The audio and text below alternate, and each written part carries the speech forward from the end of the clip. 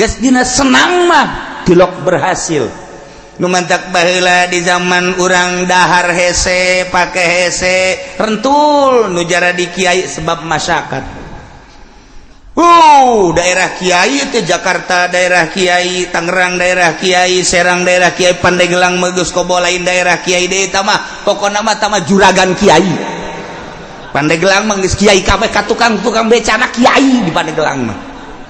Nah, kalau ada masyarakat dahar hese, nginum hese, pakai hese, geus eueuh deui pagawean wiridlah ka Gusti Allah ibadah, ngaji ibadah, ngaji wirid ibadah dan lain sebagainya. Diberelah subur pangrusakan. Geus teu pikiran naon ku ari mah. Nu wirid, nu hudang ti peuting, anu geus eueuh bae geus. Wah, ambalaya.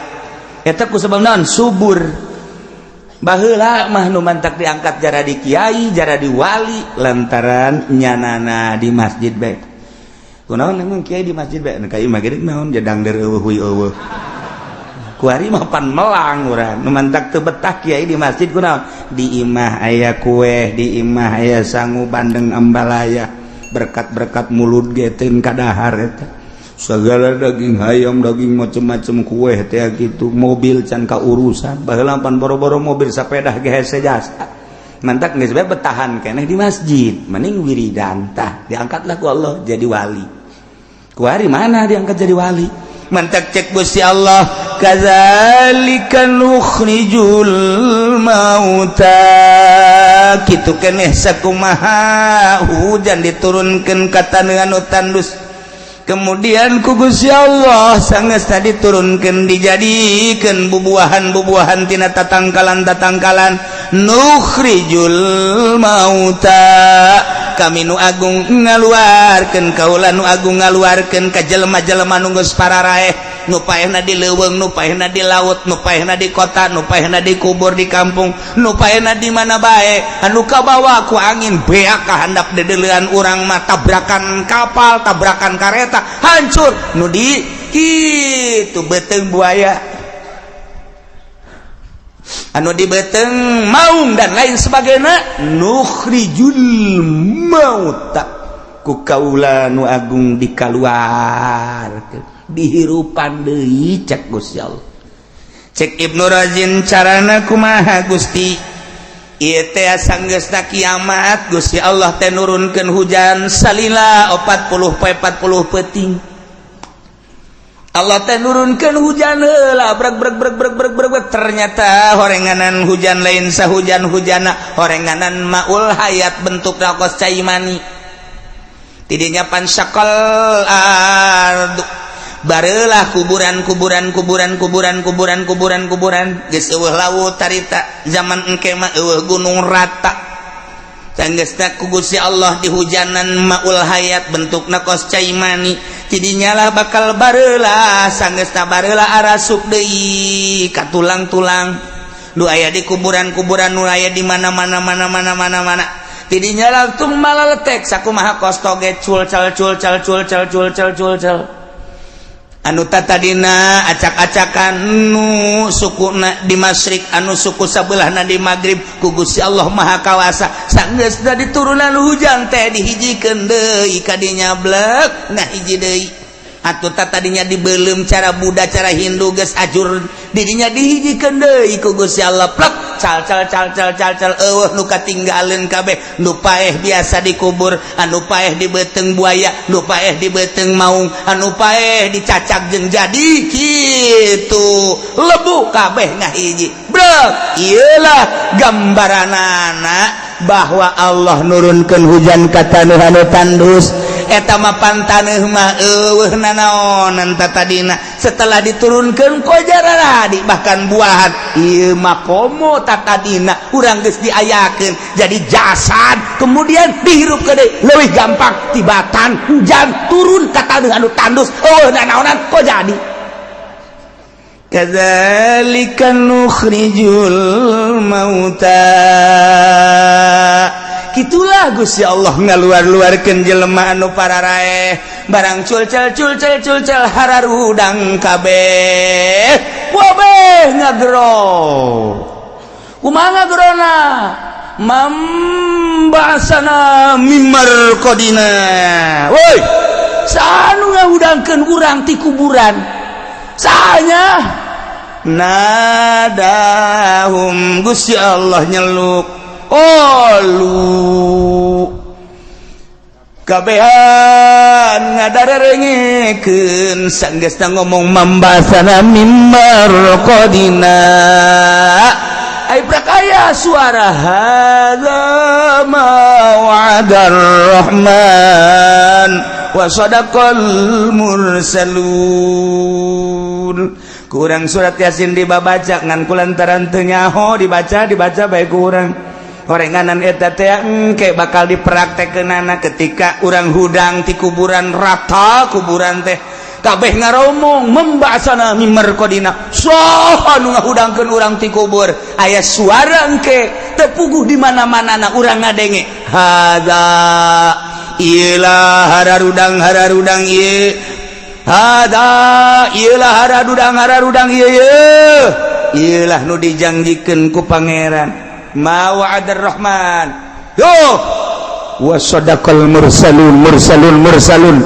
nu baheula nyaritakeun bakal aya alam mahsyar ieu kuari bener para rasul tinggal urang anu yakin iman ka Allah iman ka Rasulullah sumuhun na'am ya Allah na'am ya Allah na'am ya Allah kabeh ngaromong muhun Gusti tinggal si Ahok culak cileuk si Ahok, Bill Clinton, George Bush bangsa culak cileuk wadinya kafir si Tegwan culak cileuk kabeh si siang-siang malingseng kabeh culak cileuk urang mana am Gusti sumuhun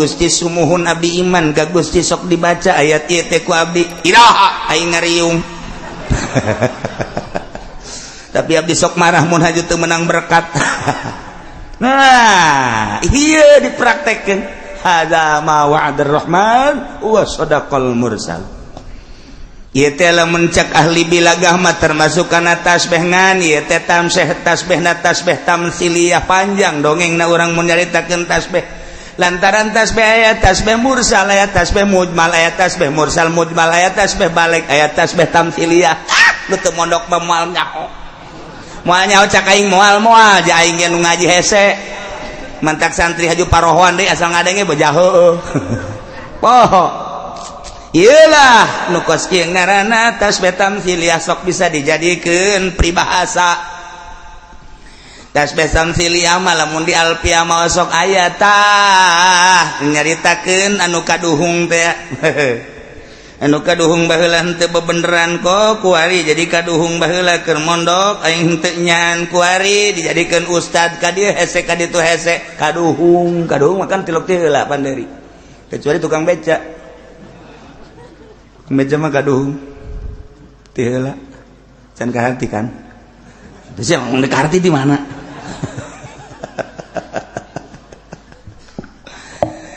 nah iyalah tasbih tamsiliyah masuk disebut peribahasa mah Sunda paling loba Arab loba subhanul yaum rijalul qud eta peribahasa Arab subhanul yaum hari ini engkau harus menjadi manusia yang gagah seperti anak muda gantungkan cita-citamu ke atas langit eta Bung Karno rijalul yaum subhanul yaum rijal god nanti engkau kelak akan menjadi pemimpin eta peribahasa singkil kuari engke bakal ngeunaheun engke tuh eta tah subhanul yaum rijalul god peribahasa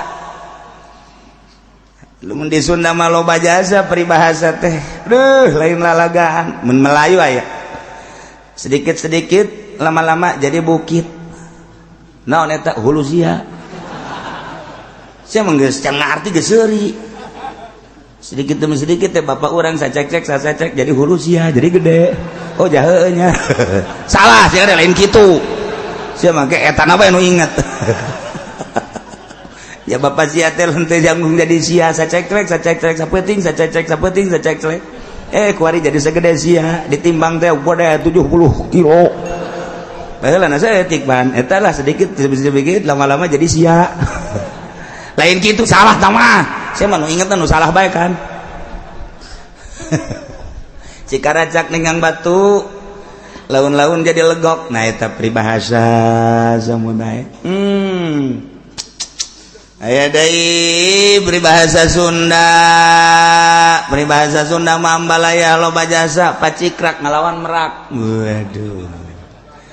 pacikrak ngalawan merak mah pacikrak mah sapira manuk pacikrak ngalawan merak kajenting di puasaan 7 mulu dia moal menang sia katiku kumaha ulah.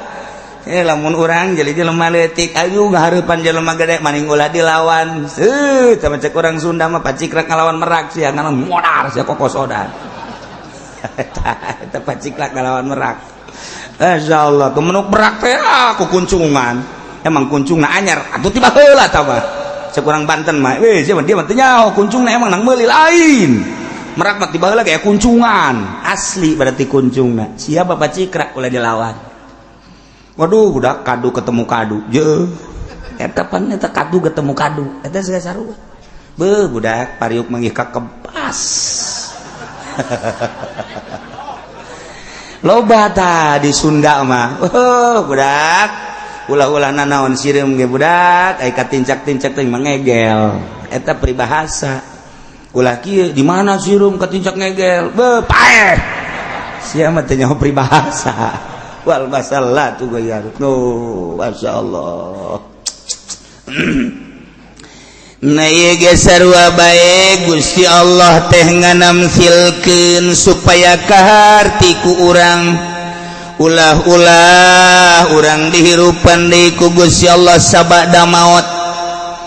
taneuh geus rata kemudian ku Gusti Allah diturunan maul hayat dihujanan sadunya anu bentukna kos cai mani dihudangkeun kemudian cal-cal okos toge kalaluar haju ngomong membahasana mimma raqadina hadza ma wa'adar rahman wa sadaqal mursalun tah tadi di tamsilkeun ku Gusti Allah sakumaha kaula nu agung teh ngahirupkeun bumi anu tandus sabada katanduna satadunda katandusanana sabara taun mah haju ku kaula diturunan cai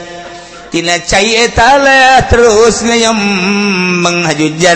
jararadi bubuahan berbagai bubuahan bisa dinikmati teh bubuahan teh nah kadzalika nukhrijul mauta kitu keneh kaula ge bakal ngahudang-hudangkeun jelema anu geus parareh minal ardi ti kuburan masing-masing ku kaula wa nafsu wa man amlana ba'suhum dihudangkeun deui dihirupkeun fil yaumil akhir engke di akhir eta teh kakawasan kaula ngahudangkeun jelema nu tatadina geus aya haju paeh haju dihudangkeun deui dihirupkeun deui leuwih gampang tibatan ngajadikeun kajadian nu tatadina sama sakali sakumaha kawasa kaula ngajadikeun jajadian nu diturunan hujan jadi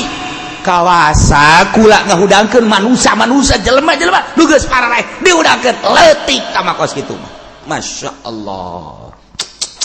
Kekawasan Gusti Allah tentang pembuatan manusia teh kurang geus kanyahoan Kangjeng Nabi Adam bapa mak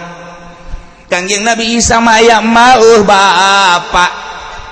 aya di lembur bojong mah aya emak bapak sarua teh kos Kangjeng Nabi Isa cerik datang ka imah kunaon neng cerik ieu beuteng cenah geus 5 bulan atureun mah biasa awewe mah lain kitu ceknya na bapana emang kemana paeh teh naon teu tanggung jawab bojong tah kos kitu urusan berabe tah mata nu jelas aya tapi pelakuna ilah wala tufsidu fil ardi ba'da islahiha riweun ku ari wali Allah cak zahir batinna mah henteu nu mantak riweuh permaksiatan baheula mah di kota ku ari manggeusing kolocor ka jero imah jadi baheula mangan saukur bedah leutik kokocoranana maksiat teh kuari manggeus halama jadi geus runtuh kuari mah tembok-tembokna teh jadi bedah wae disebut caah banjir caah jadi kuari mah banjir teh banjir maksiat aki-aki nu geus teu pantes nonton TV masih nonton TV kene di TV na ge nu joget nu nyanyi dan lain sebagainya atuh geus komo nu ngora cacak-cacak Ki Haji ge kos kitu kene kiai ge masih resep nonton bola kene di televisi caah ieu manis komo di jero HP mati mimiti nu make kerudung datang ka nu teu make sempak aya kabeh caah atuh ieu manis budak-budak ngora endeu ka rumaha coba lantaran asal nyaho bae naonna kara asal nyaho naonna kara ngomong atuh si ayo coba Masya Allah ieu geus caah kemudian baheula mah pamalingan teh kan masyarakat memaling teh kapan aya nagara mah eueuh dumusna maling kuari mapan gedean keneh pamarentah nu maling batan masyarakat geus masyarakat teh jeung pamarentah kuari mah saideologi pada pamalingan kabeh caah kan ngaranna caah geus atuh waliullah teh terpanggil sabisa-bisanya na bae ku Gusti dititah sakitu teh Masya Allah rempat ya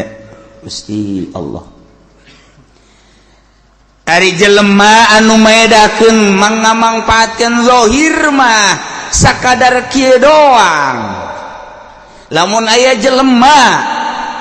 ieu jelema teh deuk dibunuh kelantaran urang boga pencajeng boga kaleuwihan kakuatan pisahkeun sakadar sakitu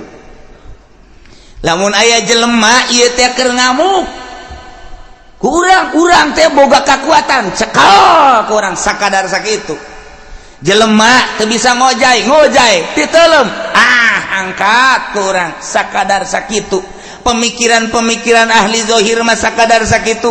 kumaha ieu jelema supaya ulah jadi ditembakna kumaha jelema teh supaya ulah jadi dibunuhna kumaha jelema teh supaya ulah jadi diselna kumaha jelema supaya di persidanganna menang sakadar sakitu zahir mah waliullah mah lain eta nu dipikiran teh sia mah deuk nyalametkeun di leungeun manusia aing mah deuk nyalametkeun teh titah ku Allah di leungeun setan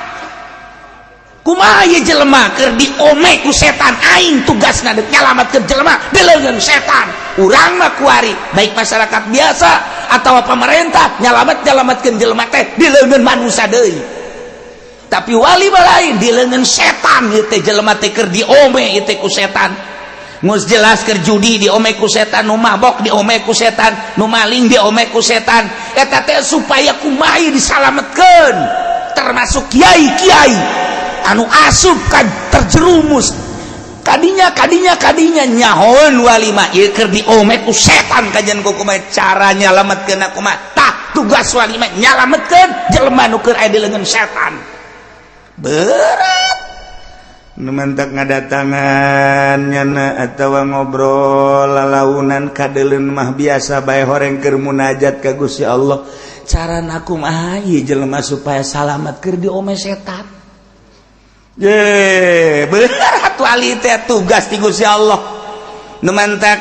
wali mah tadina berangkat ngojay teh hanjat tina laut sanjatna hanjat tina laut kapanggih lah jeung raja mun cara raja sanggeus kapanggih jeung raja belah ditun laut cak raja jeung saha maneh ka dieu sorangan apan loba anu deuk ka dieu teh besi teh nyahoan jalan jung balik deui ka ditu tuduhkeun jalan-jalanna tuduhkeun naik parahuna tuduhkeun ngojaina ulah mikiran sia bae batur ge endeup loba anu deuk ka dieu kitulah wali Allah gambaranna cek Tuan Abdul Qadir wali teh geus baueun geus datangnya nama ka Allah cak Allah ulah maneh bae atuh sosoranganan sia mah geus lihai deuk beurang deuk peuting ge da teu nganggap peuting jeung beurang teh waktu mah akur dan perputaran panon poe doang ketika panon poe di luhur kadeuleu ku urang beurang ketika panon poe di handap peuting geus daho maneh mah ka aing cak Allah ulah sia bae umat tuh nu endeu ka aing tuduhkeun ku sia oh gitu balik deui wali teh nu tadina sorangan teh ku ari mamagahan ngaji kuarima dakwah lain sosoranganan wali di leuweung bae lain eta mah wah teu bagus sama Gus itu encan datang maksudna nu geus datang mah titah balik deui ku Gusti Allah jalain jang soranganan umat tuh mantak datang wali mah ka bangsa rangda-rangda tuh sia mah seuri bae rangda kolot ieu mah tah eta datang ka kiai-kiai Golkar duh kiai bener kiai teh nyai teh make dalil make tah tapi kiai di jero eta bisa teh nyebut cau bisi teh bisa nyebut cau doang lalaunan kunan anu narima hidayah datang anu teu narima malah keheul eueuh masalah diomongkeun ge eueuh masalah nya makin bae aing mah geus boga tempat di Gusti Allah geus datang sia dek ngomongkeun aing dek ngomongkeun sia nu salah kitulah wali mah tilok marah matak lamun aya nyana nuduhkeun haju nyana marah teu lain wali teh moal lingi moal nyana moal marah kajen ku kumaha diaromongkeun ku kiai ku ustad ku jawara ku salah itu sabodo sebab naon mantak teu marah aing mah geus boga tempat di Gusti Allah sia ngomongkeun aing ge goblok cak wali terus aing mah sakadar nuduhkeun hadu cara-cara nuduhkeunana nyana mah kumaha karakter masing-masing ti Gusti Allah kapan tah mantak cek tuan se hei sia lamun aing ngomong dengekeun besi aing nyarekan ka sia dengekeun ku sia sebab nu mantak wae nyarekan ka sia sia mah carekaneun lamun ngomong lemah lembut ke sia mah moal beres sebab hate sia mah teu asbatan batu dengekeun ku sia loba jelema nu akhirna dibuka-bukakeun nya namangan sakadar alat ieu jatuh anu merena tetep Gusti Allah Subhanahu wa taala. Nah gitulah dek nyalametkeun ti leungeun setan anu tadi nanya keur diome-ome ku setan keur dipermainkeun ku setan kumaha ieu carana masyarakat teh kok diome ku nafsu jeung setan lantaran nyana terus-terusan ngridit teureun-eureun terus bae ngomong lah cenah ulah sok haju kekencengan teh jak kiai ge loba nu ngahalalkeun kredit urang milu bae kanu ngahalalkeun haju nu ngahalalkeun ge ngomong ulah sok milu kanu ngaharamkeun moal rame sia kajen gua kumaha ge sa sok anu ngaharamkeun kiai anu cenah carekan ku nyana teu maraheun kiai dicarekan ku kiai deui diomongkeun ku kiai ulah sok nurutan moal beres jangan nurutan nyana mah geus bae urang mah urang bae geus ayu ngan tetep bae beuki tambah karunya ka kiai eta beuki tambah karunya ayu terus nyana mah ngan sakadar ngarunyaan doang sebab jelemana geus boga tempat di Gusti Allah eta mah ngan tugas doang kitulah para wali Allah mah deuk nyalametkeun di leungeun setan deuk nyalametkeun di leungeun iblis maka cek Gusti Allah wala tufsidu fil ardi ba'da islahiha wad'uhu khaufan wa tam'an inna rahmatallahi qaribum minal muhsinin. Aya sahabat ngaranna Ibnu Razin sumping ka Kangjeng Rasulullah ya Rasulullah naon Ibnu Razin Tuhan ngomong-ngomong jelema nu geus paeh dikubur haju engke kiamat sanggeus kiamat jelema dihudangkeun deui sanggeus dihudangkeun deui haju digiring ka masak abdi mah deuk nanyakeun teh kumaha Gusti cara ngahudangkeunana jeung nyieun jelema nu geus paeh seuri bae Kangjeng eta onom nu dikubur maka harti ya Rasulullah eta anu kamari teh eta modelku kapal brus bae ka laut kabeh pan eta teh jauh huluna di mana tulangna di mana dagingna di mana eta kan dihudangkeun deui anu dicaplok ku buaya anu dilegleg ku maung anu dicacag-cacag jelema teh waktu perang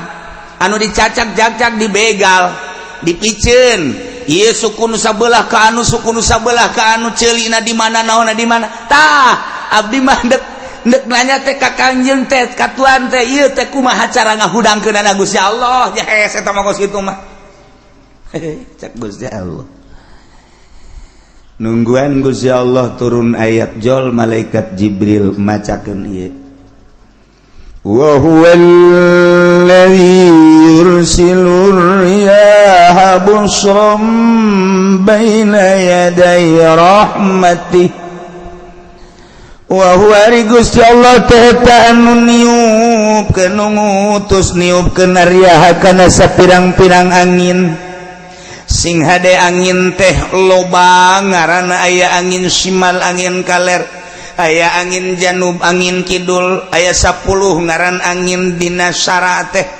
aya anu timbul na ti luhur aya anu timbul ti handap aya anu tina taneuh aya anu ti laut di laut ge di jero laut aya angin moal oyag-oyagan eta laut lamun dihandap eueuh angin nu mantak nu jago mah para nahoda teh neuleuh angin teh lain di luhur tapi ka jero handap ka jero laut justru di jero laut teh aya angin nu mantak engke laut pasang ka luhur engke surut ka handap eta teh diangkatna ku angin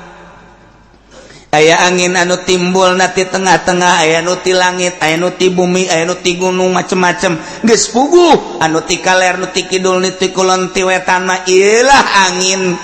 bahkan teu kabahas dina kitab aya angin anu sok kaluar di handap celeces eta nu leuwih bahaya mah sebenarnya komo keur ngaji mah haju tadi ngadahar uduk jeung endog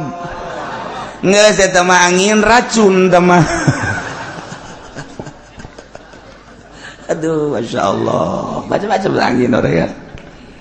nu jelas saha eta nu niupkeun angin termasuk angin eta lantaran aya jelema di operasi di opnam teu bisa hitut mahal horeng eta hitut sababaraha juta hayang bisa hitut masya Allah ngajual mobil nu tatarida ditumpakan lantarannya nanti bisa hitut asuplah ke rumah sakit operasi langsung mobil hiji hitut mahal eta hitut teman-teman besi hayang hitut kan oh masalah daripada kurang ayo dioperasi di situ ngan siap-siap baik mamang engke diukna teu boga batur siakuna memang bung diuk dini lah beda kambeuna kok balamun parawan hitut bae angel kalaku ulah parawan mah anti hitut kajeun mules beuteng ulah hitut aya teh parawan jeung hayang hitut jasa jadi tahan pajar aman meureun hudang teh tit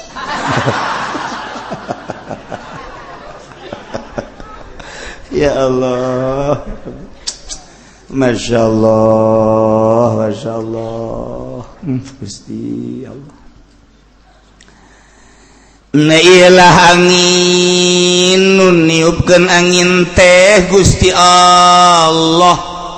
Mereka kekuatan terhadap angin, ti kaler ngageleyeung ka kidul, ti kidul ngageleyeung ka kaler, ti wetan ngageleyeung ka kulon, ti kulon ngageleyeung ka wetan. Ieu angin dibere kekuatan ku Gusti Allah. Teu kaharti lamun angin cuma sekedar angin, kok dibere kekuatan ku Gusti Allah lantaran angin mah sapira angin. Horenganan angin teh eta teh aya wakil malaikat karubiyun anu ku Gusti Allah ditugaskeun jang ngajagaan khazanatil ardi was samawat. Urang sok hadiah ka malaikat karubiyun para ahli-ahli thariqah malantaran eta malaikat karubiyun teh tita ngajagaan khazinatil ard nu aya di bumi nu aya di langit termasuk ieu panon poe termasuk ieu angin. Jadi lamun angin teh centengna malaikat karubiyun maka ketika ku Gusti Allah diinstruksikeun malaikat bawa angin ti wetan ka kidul bawa angin ti kaler ka kidul bawa ti wetan ka kulon ti kulon ka wetan malaikatna centengna tah pamimpinna mun di SD mah KM na asal toel we malaikat.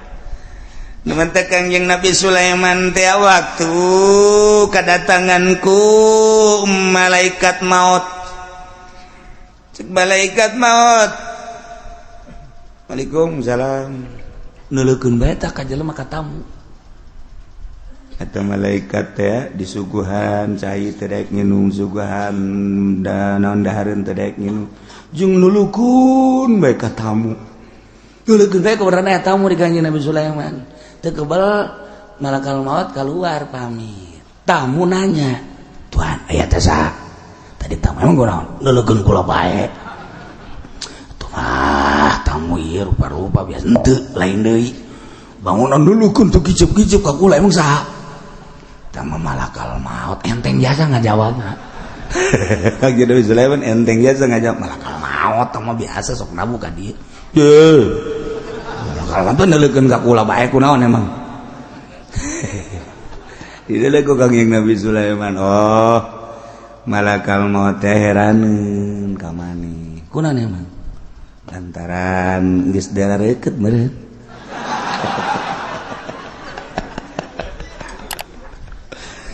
pugu eta malakal maut teh ngaharewas ka Kangjeng Nabi Sulaiman heran ka pagawean Allah kunaon emang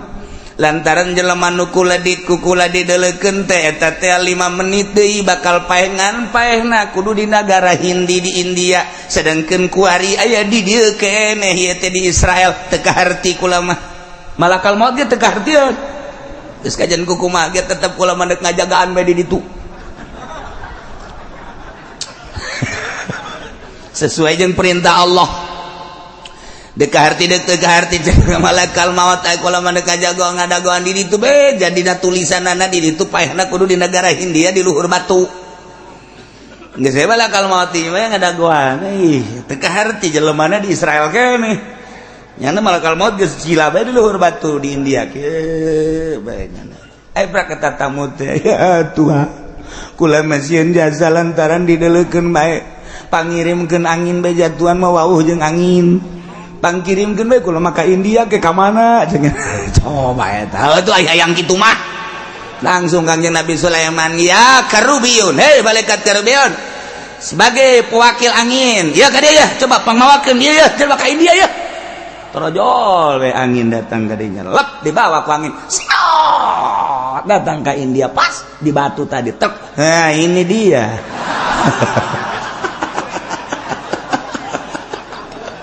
Masya Allah Karim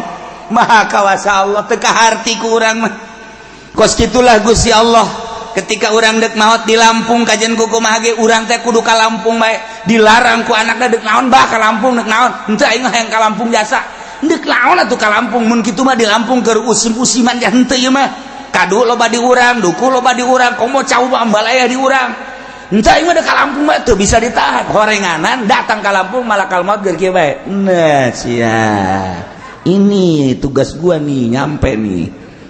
tuh maha kawasa Allah mantap kula sieun sieun aing cenah di Mekah sieun di kapalna besi paeh aju di ditu di Mekah pas sedak-sedak moal aing moal ka Mekah lah sieun jakna bejaan ku urang ai di dieu nu teu sedak-sedak aya daun nu paeh lo bajak jan nu perang di Suriah nu paeh di urang ge di Irak keur campuh perang nu perang teu paeh kunaon di Pasir Gadung modar nah kawasa Allah iya tuh urusan paeh mah lain ku perang lain ku kalaparan lain ku panyakit ajal idza jaa ajaluhum la yastakhiruna sa'ata wa la yastaqdim iyalah diondang ku Kangjeng Nabi Sulaiman angin bisa ku Kangjeng Nabi Sulaiman angin mantak urang ge kuari namun urang kataekan asal urang daek bae aya rumusna ieu baca tidinya engke bakal datang malaikat Karubiyun ima langsung nanya wa ima isyarah wa ima geus bae urang bebeja engke beres zaman baheula mah pan kos kitu jelema nang ningong sapeuting aya 7 panggung masyarakat kagarieunan bebeja ka kiai lah teman terserah kiai bae cek nya mah aing pangeran meureun negeri kumahakeun mah ieu garieung jasa aya guys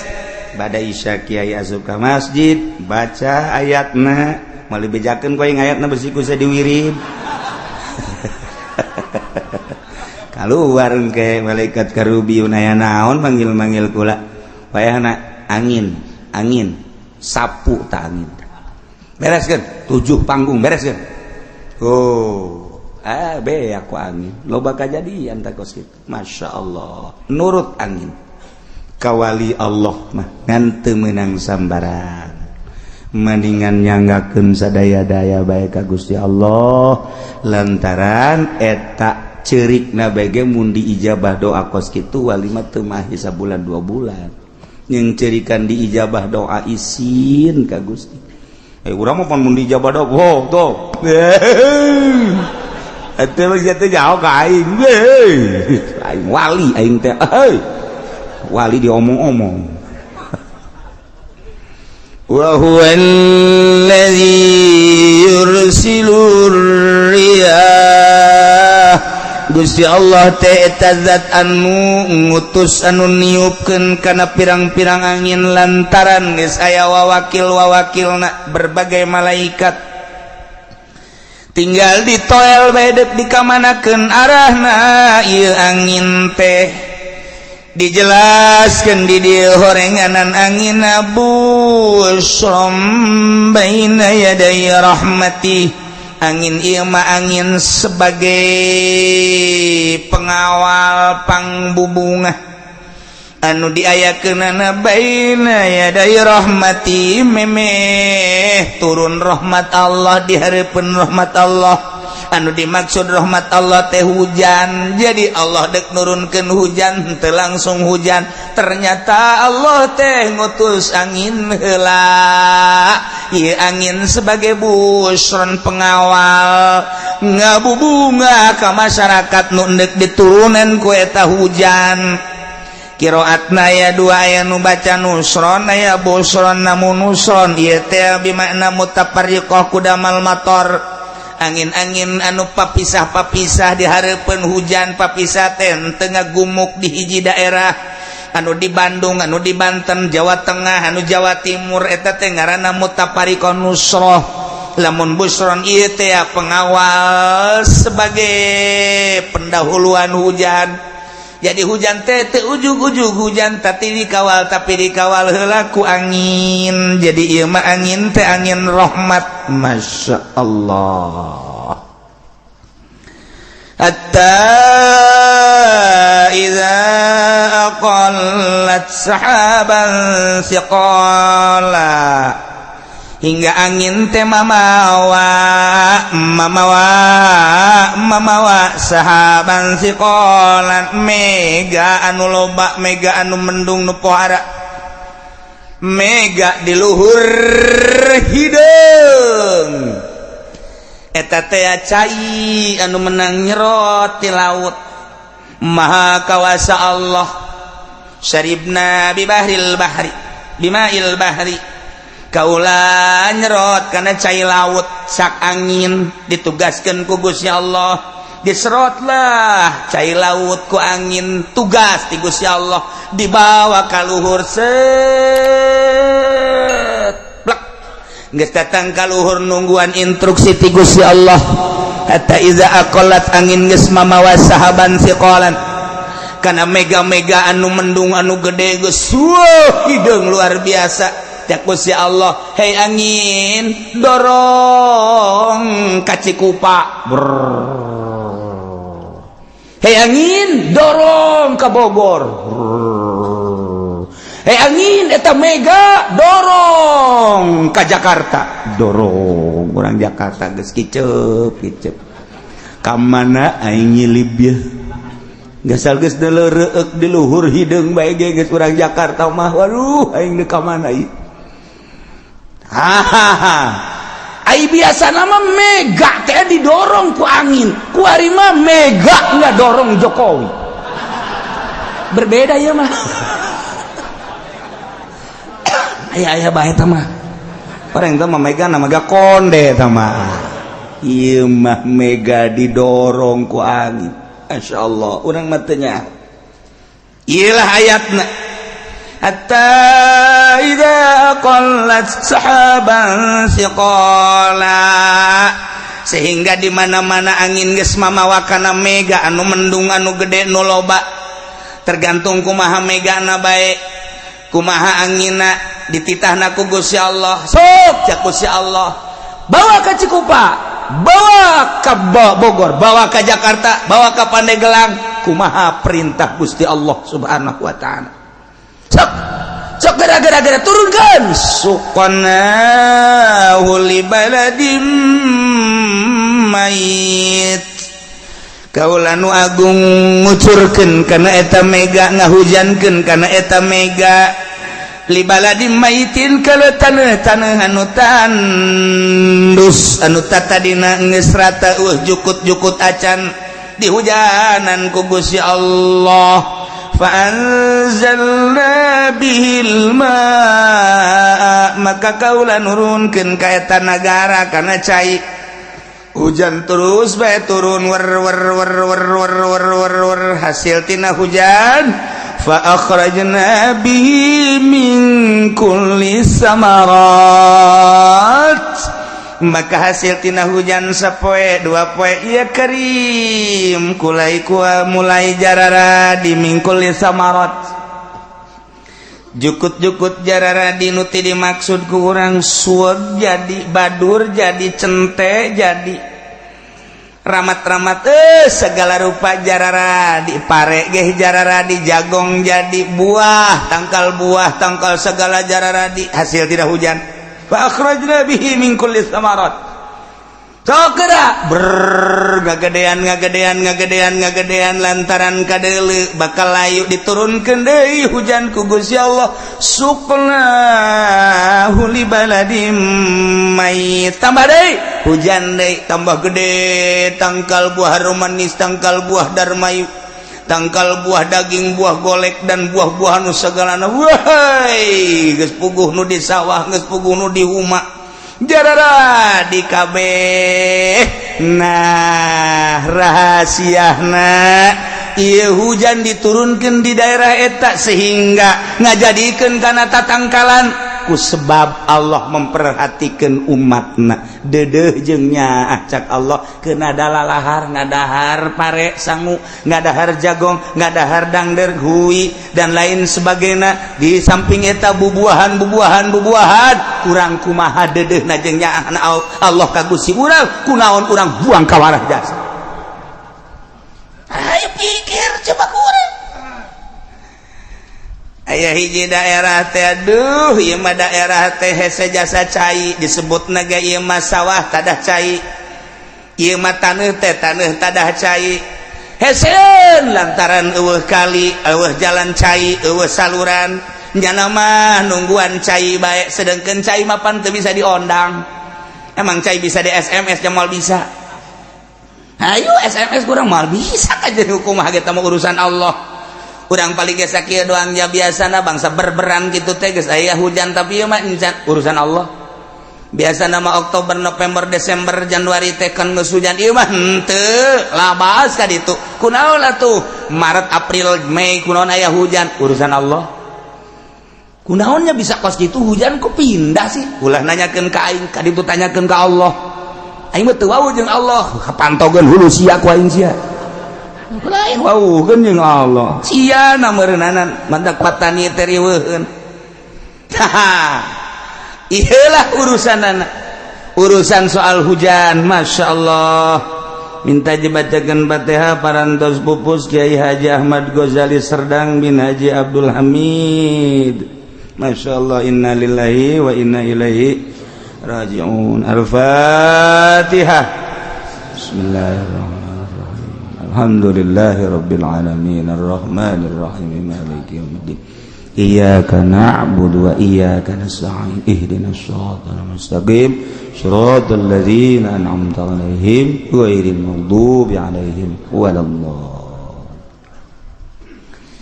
lamun nyaritakeun tentang daerah-daerah anu biasa salalubur mah urang nyaritakeun di Lembang nyaritakeun di Garut Tasikmalaya Ciamis daerah subur nyaritakeun di daerah Bogor malah Bogor teh geus boga julukan kota rain eta teh kota hujan nah ieu kan geus biasa teu aneh deui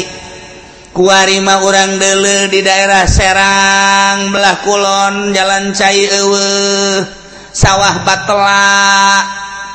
itu kene Pandeglang kabelah ditu pegunungan jalan cai di mana aya teu aya sawah mah tapi araraya laleutik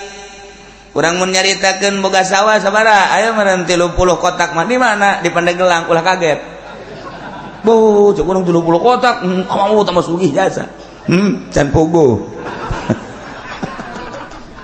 30 kotak barang di dalam kotakan sameter persegi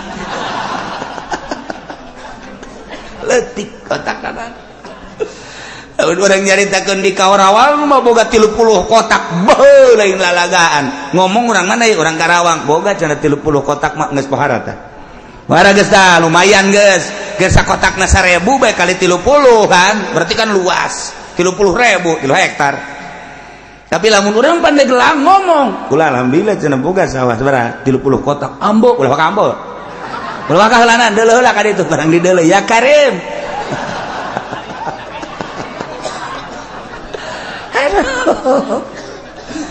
aduh masya Allah nah iya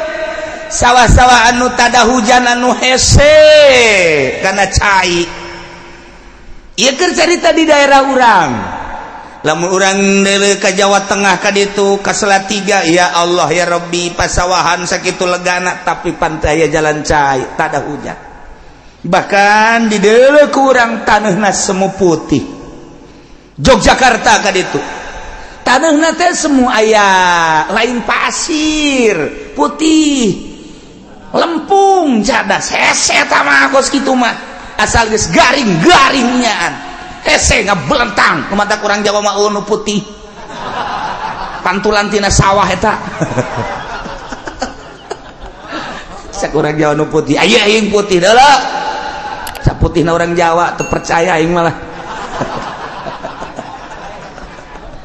antulan tina taneuhna di jerona putih nah mantul ka luhur hideung kana beungeut lamun ngagambarkeun tanah di Jawa Barat mah hese nyaritakeunana ti mimiti Banjar Ciamis Tasikmalaya kemudian ka Garut ka belah dieu terus ka Bandung taneuh teh geus hese nyaritakeun kasuburanana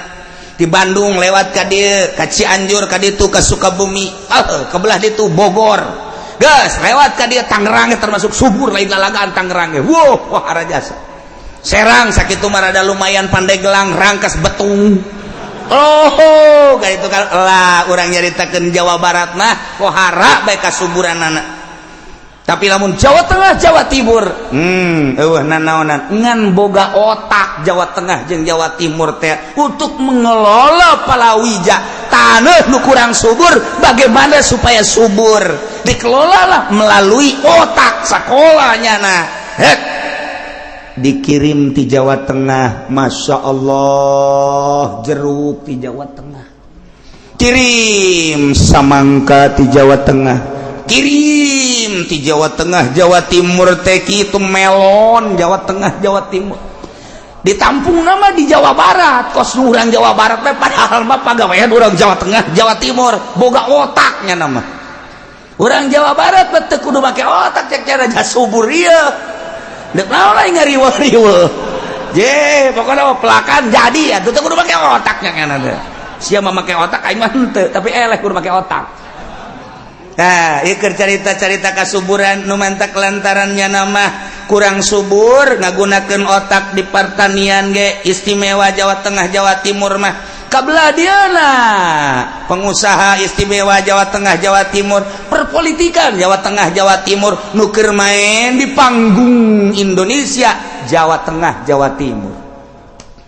geus sabaraha taun main ti zaman Bung Karno ka Bung Harto ka Bung Gus Dur bung Jawa Tengah Jawa Timur Jawa Tengah Jawa Timur boga otak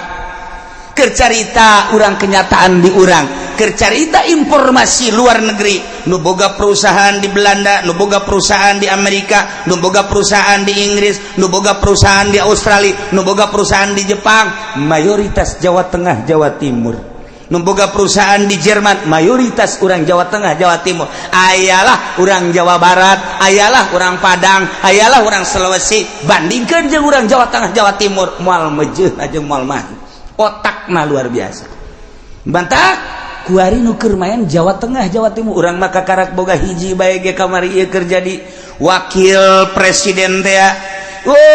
genjleung luar biasa padahal matrek eueuh deui can jadi presiden kuari kakarak naik di KPK doang geus genjleung sakitu doang ge can aya presiden orang Serang can aya presiden orang Pangodokan jore amat presiden lahir di Pangodokan moal menang-menang gajen gua mah leuwih parah deui aya deui presiden lahir di Delan jore nya asa tama mah ambo budak eta kunaon jarore ngarannya Pangodokan Delan kemudian ka ditu naon deui teh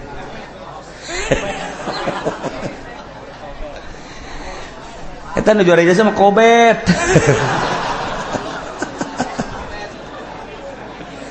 keur carita kasuburan ya keur carita kasuburan geus ulah dicaritakeun Jawa Tengah Jawa Barat nu mantap terkenal jasa julukanana terkenal jasa di dejeun karikatur Jawa Barat di Belanda karikatur Jawa Barat di Belanda isin urang lamun neuleu karikaturna kumaha make samping si korodong nyana aju diu nu sabelah diangkat nu sabelah ditindihan sasimbut ngarokok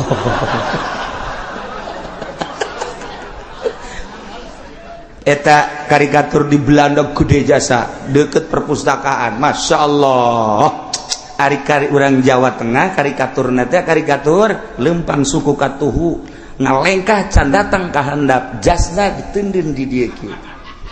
bari mureleng nyana neuleukeun ka hareup eta teh kapan karikatur nu luar biasa berarti sangat penting jas ge geus teu dipake-pake acan pan aya jelema nu make jas sanajan harudag ge dipake boloon teh mah nah ieu Jawa Tengah Jawa Timur nu mantak tetep bae moal meahi ka urang Jawa Tengah Jawa Timur otak sawah nu tandus teu bisa dipelakan pare diotakan gonyana melak naon ieu ayo anu hasilna dibawalah ka Jakarta urang Bandung mah heheotan di sana tuit sia kunaon heheotan nah tunduk naon deui lain itu pikiran sawah asal sawah masal ditancepkeun jadi teu kudu disurubuk-surubuk acan tanah kita tanah surga tongkat jadi tanaman Masya Allah tina subur tedaek mikir eleh lah terus kurang Jawa Tengah Jawa Timur ku teu mikirna ieu sebab senang kos di Arab lantaran di Arab mah emas kabeh ieu dicekel jadi duit ieu dicekel jadi dirham ieu dicekel jadi real ieu dicekel jadi dolar minyak ambalaya teu malikir urang Arab kunaon teh senangna luar biasa geus dina senang mah tilok berhasil nu mantak baheula di zaman urang dahar hese pake hese rentul nu jara di kiai sebab masyarakat daerah kiai teh Jakarta daerah kiai Tangerang daerah kiai Serang daerah kiai Pandeglang Megeus Kobo lain daerah kiai deui tah mah pokona mah tah mah juragan kiai Pandeglang mah geus kiai kabeh ka tukang becana kiai di Pandeglang mah nah kuna teh masyarakat dahar hese nginum hese pake hese geus eueuh deui pagawean wirid lah ka Gusti Allah ibadah ngaji ibadah ngaji wirid ibadah dan lain sebagainya diberelah subur pangrusakan geus teu pikiranna naon ku ari mah nu wirid nu hudang ti peuting anu geus eueuh bae geus wah ambalaya eta ku sabab naon subur baheula mah nu mantak diangkat jara di kiai jara di wali lantaran nyanana di masjid bae kunaon emang kiai di masjid bae ka ieu mah geuning naon jadang deur eueuh huy eueuh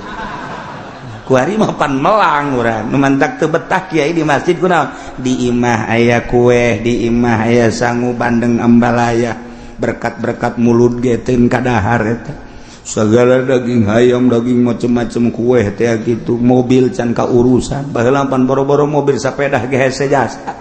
mantak geus bae betahan keneh di masjid mending wiridan tah diangkatlah ku Allah jadi wali ku ari mana diangkat jadi wali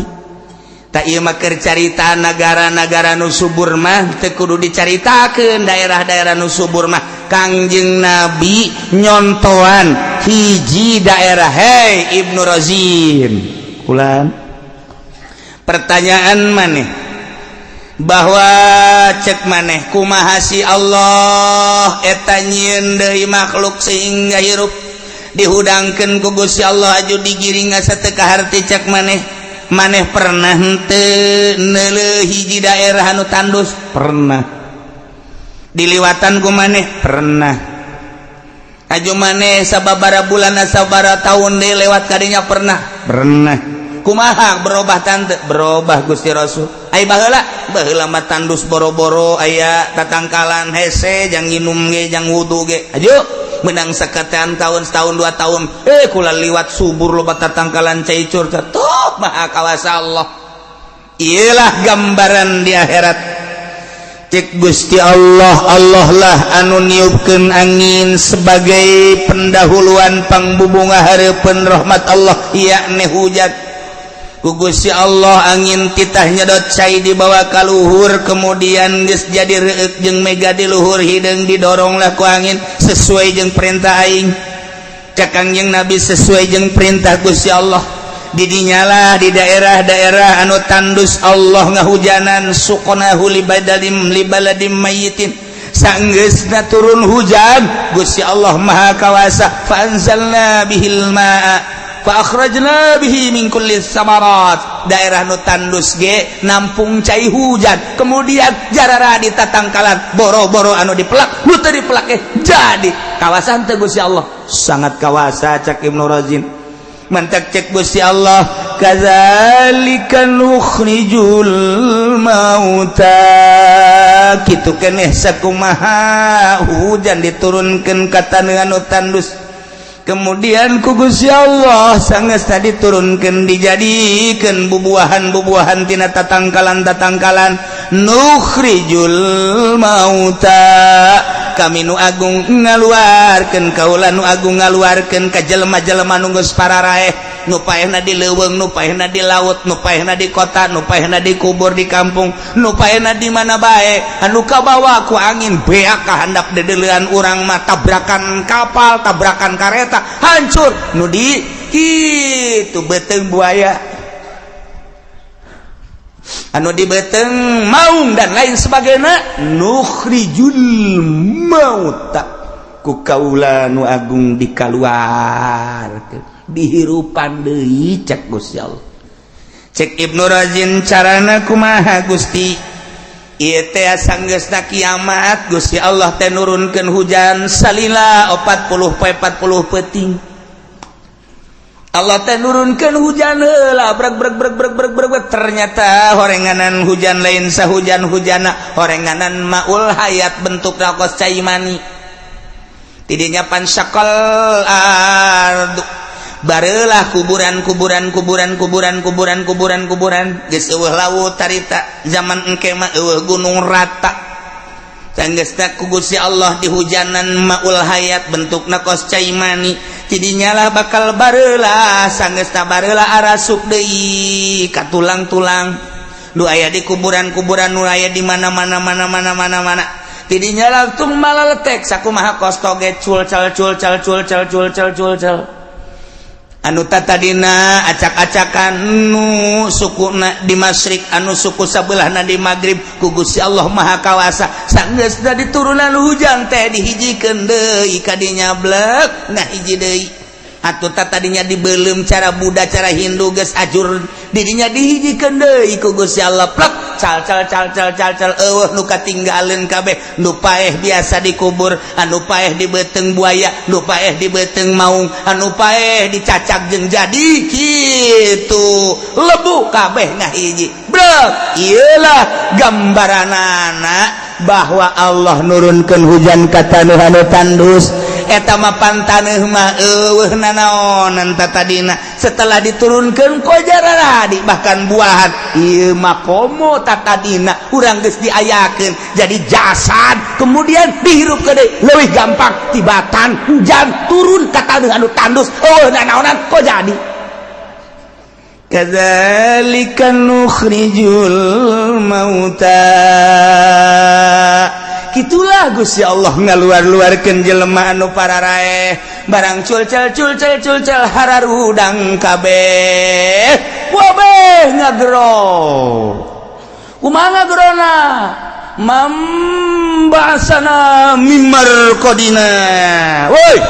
sanu ngahudangkeun urang ti kuburan sahanya nadahum Gusti Allah nyeluk lu kabehan ngadarengekeun sanggeusna ngomong mambasana mimbar qadina ai prakaya suara hadza ma wa'adar rahman wa sadaqal mursalun. Kurang surat Yasin dibaca ngan kulantaran teu nyaho dibaca bae kurang horenganan eta teh engke bakal dipraktekeunana ketika urang hudang ti kuburan rata kuburan teh kabeh ngaromong membasana mimbar qadina saha nu ngahudangkeun urang ti kubur aya suara engke teu puguh di mana-manana urang ngadenge hadza ilah hararudang ieu hadza ilah hararudang ieu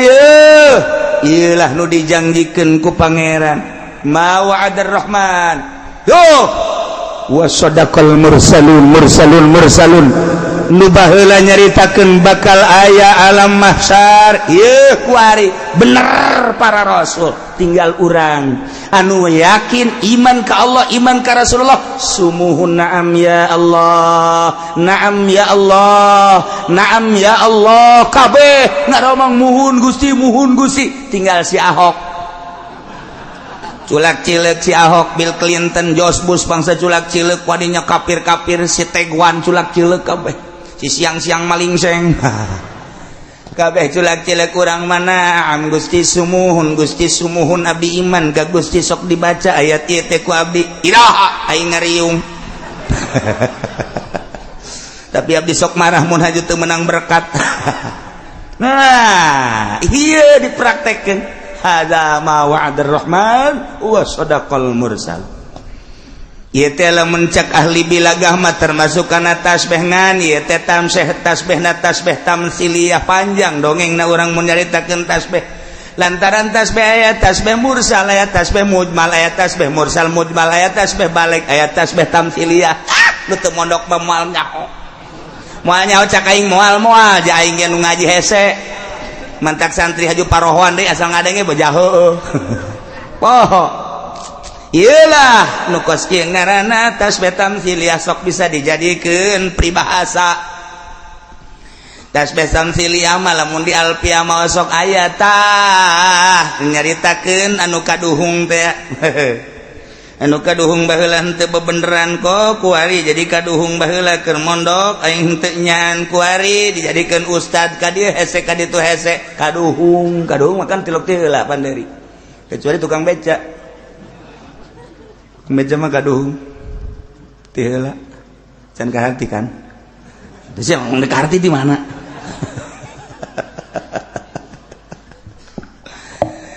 nah iyalah tasbih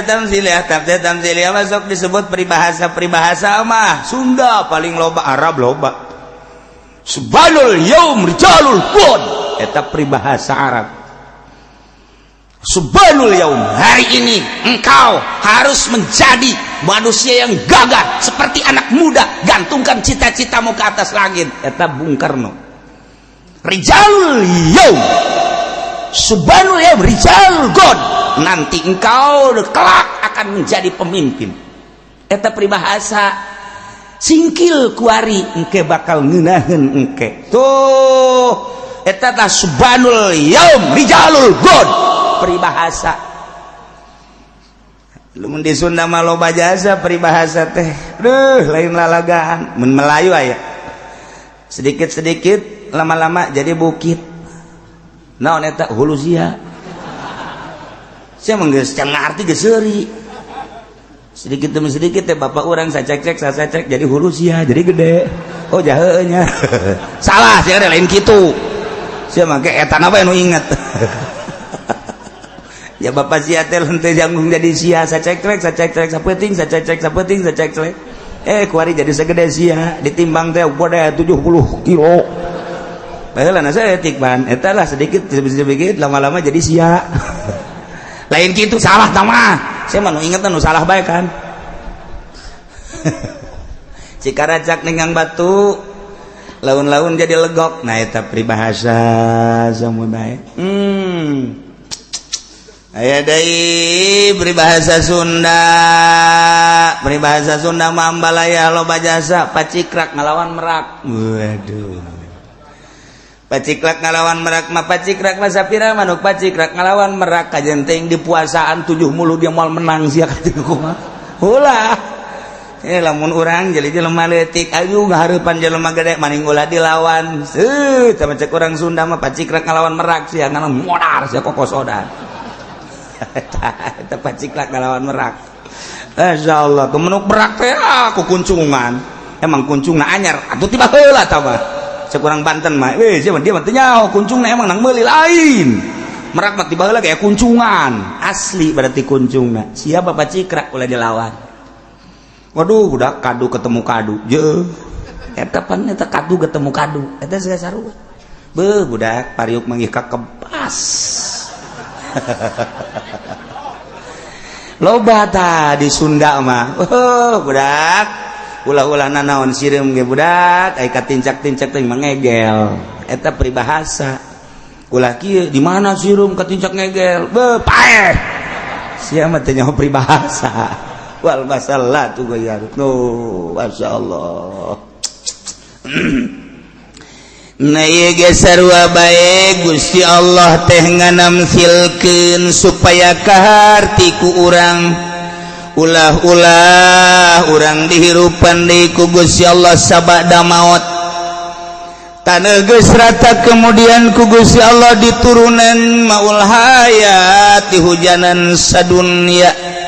anu bentukna kos cai mani dihudangkeun kemudian cal-cal okos toge kalaluar haju ngomong membahasana mimma raqadina hadza ma wa'adar rahmanu wa sadaqal mursalun tah tadi ditamsilkeun ku Gusti Allah sakumaha kaula nu agung teh ngahirupkeun bumi anu tandus sabada katanduna satadunda katandusanana sabara taun mah haju ku kaula diturunan cai tina cai eta terus ngayembeng haju jararadi bubuahan berbagai bubuahan bisa dinikmati teh bubuahan teh nah kadzalika nukhrijul mauta kitu keneh kaula ge bakal ngahudang-hudangkeun jelema anu geus parareh minal ardi ti kuburan masing-masing ku kaula wa nafsu wa man amrana ba'suhum dihudangkeun deui ian dihirupkeun fil yaumil akhir engke di akhir eta teh kakawasan kaula kawasan kaula ngahudangkeun jelema nu tadina geus aya haju paeh haju dihudangkeun deui dihirupkeun deui leuwih gampang tibatan ngajadikeun cajadian nu tadina sama sakali sakumaha kawasa kaula ngajadikeun jajadian nu diturunan hujan jadi kawasa kula ngahudangkeun manusia jelema-jelema nu geus parareh dihudangkeun leutik tamakos kitu mah masyaallah. Kekawasan Gusti Allah tentang pembuatan manusia teh kurang geus kanyahoan Kangjeng Nabi Adam bapa mak Kangjeng Nabi Isa mah aya ma bapa aya di lembur bojong mah aya emak bapak sarua teh kos Kangjeng Nabi Isa cerik datang ka imah kunaon neng cerik ieu beuteung cenah geus 5 bulan atureuneuh mah biasa awewe mah lain kitu ceknya na bapana emang kemana paeh teh naon teu tanggung jawab bojong tah kos kitu urusan berabe tah mah nu jelas aya tapi pelakuna. Nah iyalah para hadirin jamaah kaum muslimin wal muslimat rahimakumullah urang engke bakal seperti kitu Allah ngajelaskeun kieu maksudna la'allakum tadzakkarun harapan naranjeun kabeh teh supaya areling mun geus eling iman bejakeun ayat ieu teh ka kafir bejakeun ayat ieu teh ka Yahudi ka Nasrani nu mantak dakwah mah lain cara urang di majelis taklim lain dakwah di masjid lain dakwah di kalangan mukminin mukminat tama dakwah teh hanya untuk memperkuat keimananana doang bahkan lamun motifna teu beres mah lain dakwah tamangan sakadar hiburan dakwah mah tuh Nasrani di gereja dakwah cara sesir sikti dakwah teh di gereja. Lamun urang nyaritakeun Syekh Abdul Aziz nu kamari ka urang teh dakwah teh di gerejanya nama atuh. Sanggeusda pasturna nanya 1 2 3 dan selanjutnya pastur tungkul, sanggeusda pastur tungkul kemudian ditaranya kapan ku jamaah kunaon ieu pastur tungkul nyana teu daek ngajawab sehingga didesak ku masyarakat nu aya di gereja. Sanggeusda didesak cak nyana kalau saya jelaskan nanti kamu akan ikut saya, biarin coba pengen tahu. Ketika ditanya apa itu kunci surga, wa ma huwa miftahul jannah, ditanya ku Syekh Ajid, begitu ditanya miftahul jannah timimiti Zabur datang ke Injil, Taurat, Injil, Quran, miftahul jannah la ilaha illallah. Mantak lu urang ge osok miftahul jannah la ilaha illallah ondo tama salat henteu tama bang tama kipu doli tama gos kitu mah. Ya Allah ya Rabbi nyanya ho miftahul jannah la ilaha illallah, coba gali ta la ilaha illallah ieu mah pakai nong nang ning nong miftahul jannah, hasil miftahul jannah la ilaha illallah Muhammadur Rasulullah kabeli apaan sa belon teh juga tama kunci sorga udah sok ningong ningong kabeli kunci mobil gua. Nah eta pastur langsung ngucapkeun mulai dari Zabur pasturna pernah baca Zabur, pastur pernah baca Taurat, pastur pernah baca Injil, pastur pernah baca Quran. Dari seluruh kitab samawi miftahul jannah la ilaha illallah. Maka dengan demikian terserah kepada anda sekalian yang ada di gereja, saya akan masuk Islam di hadapan Syekh Aziz. Asyhadu an la ilaha illallah wa asyhadu anna Muhammadan Rasulullah. Kunaon atuh lain bendu sagereja asup Islam kabeh. Hidayah lain lalagan eta Syekh Aziz nu di urang teh lain lalagan lain jelema leutik. Asup Islam kabeh Syekh Aziz kaget engke kumaha lamun dipertanyakeun. Mentak kala luar kabeh geus jadi muslim muslimah. Terus jana diondang arasup Islam. Nya mun lain pangkat wali ieu mah keur cerita somprana moal bisa. Tah kabelah dieu cek nyana tetap Anda silakan masuk Islam tapi karena pemerintah sangat mencurigai dan memata-matai ketika keluar salin tetap dipakai. Rak di Amerika keluar tetap dipakai ka jero dibuka salat. Iyalah berjuang Syekh Aziz lain letik-letik jelema. Nah, iyalah kadzalika nukhrijul mauta la'allakum dakwahkeun coba di gereja, dakwahkeun coba di kuil, dakwahkeun coba di kelenteng, dakwahkeun coba di kalangan-kalangan Yahudi jeung Nasrani. Ieu karak dakwahnya ngan nu dakwah model kitu geus kudu pasagi. Ulah pudoli mah ulah kaput. Geus maningan ka Cisupa bae, ka Cikupa, ka Cisoka eta bae lah paling jauh Cisauk lah. Geus. Geus khawatir jangan lamun dibawa ka kelenteng khawatir. Kebalik lain mau berkat naon hinyoh deui.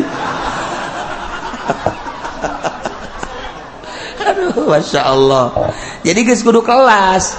Nu mantak ketika Gus Dur baheula masuk gereja, wah dikapir-kapir ku kabehan. Sekula kok kitu amat sih tejahuan sejarah para aulia Allah baheula. Gus Dur mah dakwah teh di gereja, Gus Dur masuk kelenteng, Gus Dur masuk. Ih, atuh geus teu roba-roba, cai laut dikamamatakeun ge asin bae. Campurkeun jeung cai darat, moal ngahiji, cai laut bae. Emas tetep bae emas. Emang robah atuh henteu sakali mas tolong mas tolong. Iya tetap lamun geus teu robah kitu silakeun. Namun baheula Gus Dur wow dikapirkeun dianukeun tenang bae. Nyanana bendo atuh henteu sebab lah nyana geus nyahun ka Allah. Cuman sia disegerikeun ku Gus Dur geus nyahun ka Allah ngan aing deuk nuduh-nuduh sia. Buktina nu zarah sapoe teu kurang ti 10.000 sanunita. Dina kitab Maimuniyah dijelaskan tanda seorang diangkat jadi solihin atau jadi wali setelah maut jelema zararah kadinya tanpa dititah. Eta ciri. Di kitab Maimuniyah geus anu nitahan atuh zarah dari ka paharto mah dititahan ge urang embung. ye kiaina nu dititahkeun Kiai Golkar ya dibere minyak dibere kecap dibere duit atau dicokot jarakna kan datang ke hadap doa ngonyeng balik isukna tahu isuk tadi bere tuh teh jarahnya nage teh Kiai boloon deh sarua datang ke kuari geus dipersiapkeun pertokoan dan lainnya aya nu hayang jarang teu ketika datang ka ditu sekedar hayang nyaho doang anu maksud zaraman teh saha nu ngahalangan Gusti Allah apa emang Soeharto jore wallahu alam ieu mah teu nyaritakeun jore jeung bagus ngan nu dicaritakeun bahwa zarah teh ieu nang Allah dititahan ge ieu mah mung bae teu daek mah teu daek bae ka jeung kumaha ge nah dakwahkeun mantak urang mah sebagai rakyat hayu bae kiai nu deuk dakwah di anu kajen ulah sok haju sombral ngomong segala kafir segala ulah antepkeun bae engke ge kadeuleu manfaatna di akhir ge anu henteu dakwah ka gereja ge modern Nurholis jadi abangan kos kitu jil jadi jaringan Islam liberal dikutuknya na ku di ditu ku mertuana lantaran mertuana kiai gede dia lempengkeun teu daek lempeng dilempengkeun teu daek lemu dilempengkeun teu daek disabodokeun Masya Allah ta'ilah urusan anak kadinya mah rahasia Allah subhanahu wa ta'ala numantak Abu Nawas mah nyana mah nyin pertanyaan ain endog jeung kotok heulaan mana aduh Abu Nawas sok aya bae heulaan endog ain endog mun mimitina di mana jeung mun kotok oh heulaan kotok ai kotok emang di kermana kusaha jiheunya eta mah hiji pertanyaan kedua cek Abu Nawas heulaan buah apa heulaan tangkal heulaan siki apa heulaan tangkal ye atuh heulaan siki ai tangkal mimitina di mana oh heulaan tangkal aya teh siki da di mana mun ngerti tangkal eta sarua tah pertanyaanna heulaan endog apa heulaan kotok sarua bae heulaan siki apa heulaan tangkal dibulak-balik seuri bae Abu Nawas bodoh sia pertanyaan wali eta kos gitu eta pertanyaan wali pertanyaan Abu Nawas heulaan endog apa heulaan kotok jawabanana harese lamun lain wali deui kitu keneh heulaan siki apa heulaan tangkal nah iya keur nyaritakeun ayat fa anzalna bihil ma'a fa akhrajna bihi min kullis samarat kaula nurunkeun agung nurunkeun cai kemudian diturunkeun hujan haju jararadi fa akhrajna bihi kula ngajadikeun ku eta cai tina jadi tangkal mingkul lis samarat buah bararuahan buah bartah heulaan mana tangkal jeung siki heulaan tangkal tangkal jadi emang di mana jadi siki batu heulaan siki cakeun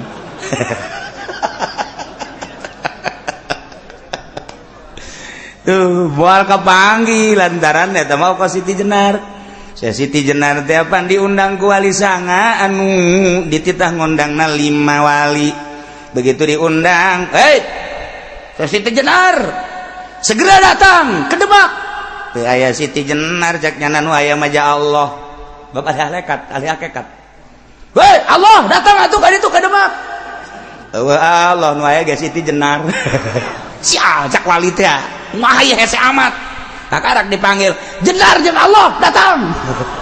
kakarak inilah sosok Jenar dan Allah kurang lalu ceritakan riwayat Siti Jenar kurang hayang seuri sakapeung ngan mun dibaca kuno bodor empan eta kos karari itu nya mah emang rahasia kewalian naon rahasia kewalian mah anang unung-uning nu bener sia ngomong mun teu nyaho ka anang unung-uning moal jadi wali aya hartina anang kumaha atuh sia mondok heula sakana tuh mondok yang jadi wali disepak sia ku aing camat yang jadi wali nyi teh mah bupati yang jadi wali mantak ketika para penggede datang ka Tasikmalaya ku Abah Anom diasup-asupkeun datang ka Abah Umar ku Abah Umar diasup-asupkeun torekat ahli-ahli torekat sareuri bae sebab eta mah berarti kiai teh nyaho anang unung-uning coba cenah kiai jelaskeun atuh moal dijelaskeun ku aing bab siana teh mah rondok mondok heula moal samak di pondok aing dinya 20 tahun tuh cenah kaburu payah tuh payah masalah emang sia mah paeheun ieu eta ieu lah pertanyaan Abu Nawas wali Abu Nawas heulaan siki apa heulaan tangkal moal dibejakeun ku aing teh mah maksudnya sarua jeung tadi siki jeung tangkal satu kesatuan bahasa wali satu kesatuan jadilah mun jadi siki siki nu bener jadilah mun jadi tangkal tangkal jeung bener lamun tangkal nu bener sikina bener bakal ngabuah nu bener kos kitu endog jeung kotok ulah dijawab hiji-hiji tamanya endognya kotok eta kene lamun jadi endog lah nu bagus ulah calang anu aya di dieu makan caralang kabeh jadi kotok-kotok nu bener eta bahasa wali tah kos kitu mah sing jadilah mun siki nu bener mun tangkal nu bener maka engke bakal jadi buah nu bener geus murid wali bakal jadi wali minimal mengenal wali kos kitu teh tiba heula ge kumaha guruna sebab aya murid teu ngaji deui cara Syekh gitu Burhanuddin urang lamun ningali tina manaqib Syekh Burhanuddin nu aya di Padang eta teh apan ngaguru ka Syekh Abdul Rahim Ansingkili anu baheula urang keur carita Aceh eta teh tsunami Aceh aya hiji kuburan sisi laut boro-boro ku cai ieu haseup teh teu daekeun ka dinya mah datang ka kuari eta teh Syekh Abdul Rahim Ansingkili lamun urang bertorekot bakal nyaho di dinya aya tah daftaran-daftaran wali-wali Allah di Aceh eta wow rusak itu luar biasa ribuan 200.000 pae kuburan eta mah aneh ieu kuburan ieu cai masa cai terekeun ka dinya di dieu 3 meter di dinya kan aya jelema anu ngiuhan nyana ge kageteun kok cai kos taneuh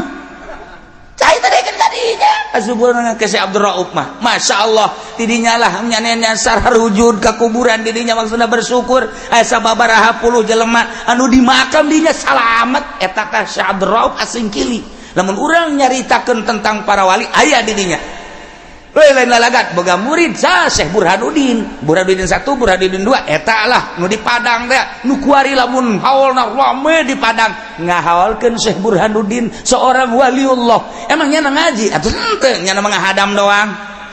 mawakeun cai mawakeun kopi mawakeun naon kitu ngaranna sendal emang nyeseukeun kebutuhan-kebutuhanana dalam sekian tahun teu ngaji-ngaji nya mah salat ge ilueun di tukang doang kunaon tuh diutus dari itu kembangkeun agama di itu kula ngembangkeun naon atuh di ditu ngan di Ciduadak tuh ayo balik bisa ngaji mantap balik ti dia coba minta ciduh kaki pudoli mun teu bararau jengkol oh mah Haji Pendi mah ulah tah mah masa ngising karung sia ya Allah ya Rabbi kaget mamang marang di Ciduan ku Haji Pendi kok igoni dararata ka dieu jeung wali mah araraneh lamun Mama Sobari ngaji ka Ki Holil Bangkalan teu ngaji haju balik bisa ngaji di Ciduhan doang iyalah modelna ieu keur carita kula mun nyaritakeun tentang manaqib rame Syekh Burhanuddin Padang eta ngahadang ka Syekh Abdul Rauf Asingkili nu kamari ketika rame tsunami kula mah atuh ajib mah ajib bae ieu nu sok dibabaca manaqibna masyaallah dibuktikeun ku Gusti Allah hiji nomor kadua masjid nu aya di Aceh ulah neuleuh masjidna patilasan saha makam nu aya di dinyana aya daftaranna kabeh dina manaqib wali-wali Allah teu daekeun ka masjid eta set di cai sakieu sameter ka masjid kunaon dek balik deui teu daekeun ka dinya aneh masyaallah urang lamun nyaritakeun gempa di Padang emang kumaha gempa di Padang teu kamari 3 gunung hiji gunung 2 gunung 3 gunung eta teh akan angin heula sanggeus angin terus oyag sanggeus oyag kan kikituan model gubrag model tamapan ala lajur heula sanggeus ala lajur brek berbas ka handap gunung kan dia kedalamanana 3 kilo ka handap deuk sanu ngagali mait ribuan memang deuk kumaha gitu nu dicaritakeun anehna naon